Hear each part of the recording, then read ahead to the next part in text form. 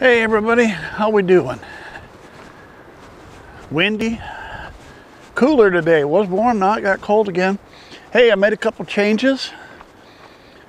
I'll explain that. I knew there were a few of the black bellies I was going to keep, the favorites, and the other ones I wasn't. So the other day I was standing by the gate and I kind of looked around and I noticed that the ones I wanted to keep were on one side and the ones I didn't were on the other. So I closed the gate. I immediately took the ones that I'm keeping and I put them with the other paints over there. Now the reason I did that, main reason is, you know, when you have them with their all together, they're lambs, you can see them, you know who goes with who. You put them in a catch pen and you're not going to know what lamb goes with what ewe. Now the only reason that's important is by doing it this way, when these ewes lamb, say those lambs get 3 or 4 weeks old, I can sell the ewe with lamb at side. If I try to run them all up in the catch pen, I'm not going to know who goes with who. But by putting them in separate pens now, I'll have the ability to sell ewes with lamb at side and then still have my other ones over there. So that's why I did that. Had a quick shot to do it. Did it real fast. Sometimes you got to take advantage when the gate's in the right position. All right, for the rest. We got bad news. We got good news, and then we got more bad news. 2 out of 3. Bad news. The sick ewe that with worms was not worms. She was just sick. She kept going downhill, and she died the other day. So it is what it is. I've always said, in my opinion, there's only 2 kinds of sheep, dead ones and live ones. Sick ones are just transitioning from life to dead. So that's the way I look at it. We lost her. I hated losing her, but you know, that's the way that works. And as far as the little ones, there they are. Look at the little horn sticking out there. Got little buds of horn sticking out there, just 6 weeks old today, which means that's a little young. Let me throw them some cookies here to keep everybody around. That means they're a little young, but mom was going downhill for the last, week or 10 days. So they'd really been on their own eating. I noticed they were eating a lot. I got a hold of them, we wormed them, so they are in pretty good shape. And with that in mind, get the lock on the gate here, I think they're going to be okay. Here you go, who wants cookies? I think we'll be all right with them. They're going to be a little, they're going to be a little slower than lambs that would have stayed on their ewe the entire time. So that's going to be a little bit of a disadvantage in that respect for them, but they'll work out when it's all said and done. And by the way, a good deal on this too with these two. I just spoke with the guy who owns the sire, and he told me they measured him the other day, and he measured 108 5/8.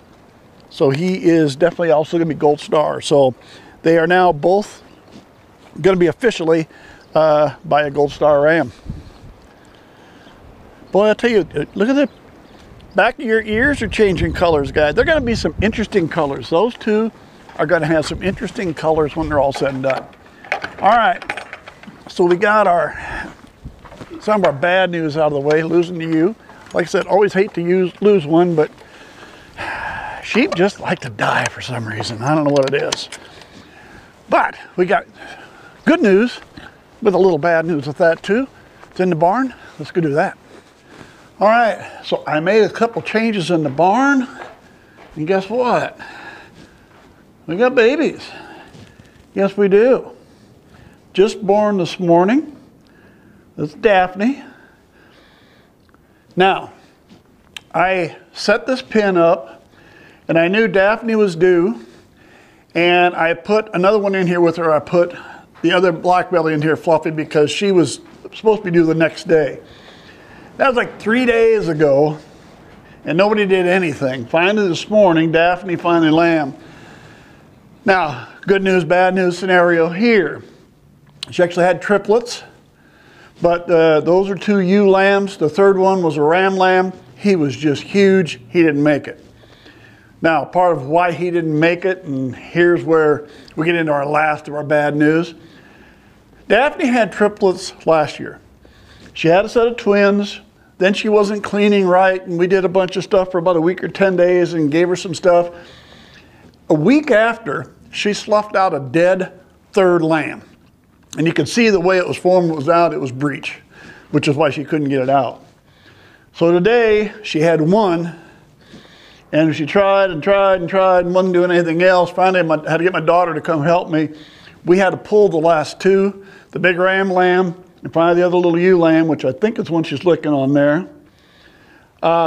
They were also both breech, which is why she wasn't getting them out. So, she's my favorite, black belly. She's the one I plan on keeping, and that's a breech 2 years in a row. Logic says that's the last. We send her down the road. Emotions say, but she's my favorite. So I haven't made a decision yet. Logic says I should send her down the road, but I don't know. We'll see. We got 2 ewe lambs out of her. Gonna go from there. Now Fluffy was in with her. I got her out here quick, and so here's what I did. She was just going nuts out here by herself. So I wanted to get her some company. See where they're at now. Let me get outside the door here. There we go. All right, I got her in here now with Tammy. I think Tammy is awful close too. The idea was to see if I could get one with her, and I wasn't sure how it was going to work. I did set a camera up, and to be honest with you, you would have got that, but for some reason I was getting a whining in the sound and I didn't like it, so I thought, well, I'm not going to use that video then, so I scrapped that. But basically, I opened the door just a little bit, and I used animal crackers for bait, and I finally got Tammy on the right side where I could grab the door quick and close it. So we're going to keep Tammy in there with Fluffy, and then when one of them lands, we'll split again, and maybe by that time these guys will be ready to come outside. We'll just see which way it's going to work. All right? All right. As I said, I always like real small pastures so I can rotate the sheep back and forth between the pastures. Now, I've had all those down here, and then I had this pasture out here. So last year what I'd do, the sheep came out of that gate, and I had an alleyway right here, and they'd come out into that big pasture. So what I ended up just doing now, this fence used to be attached to this post. So I took it all down and slid it over here so I could do this double gate setup. The reason it was over there before was to get me out there. That little small piece, my son-in-law used that for his rams to go along with that pasture over there. But of course he doesn't have any sheep anymore, so that wouldn't be used. So that's why I swung this fence over.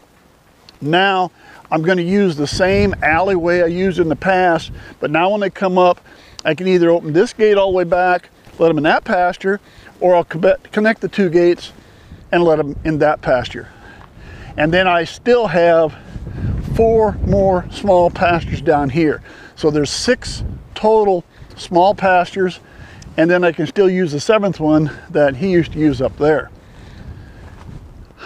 I love doing it that way so I can constantly rotate them from pasture to pasture. They never graze it down too hard. I can put them on there for just a few days or a week or 2 weeks depending, then pull them, move them over somewhere else. Now right now the only thing out in the pasture are way down there, the lambs and the ewes down there. And the reason is I fertilized everything else. What I did, last year I put on a pasture mix. It was like 13, 13, 13. This year I put on straight nitrogen, 46-0-0. And I took the very far pasture and I just used, it's real small, so I just took a hand spreader and I went up and down and put the nitrogen on.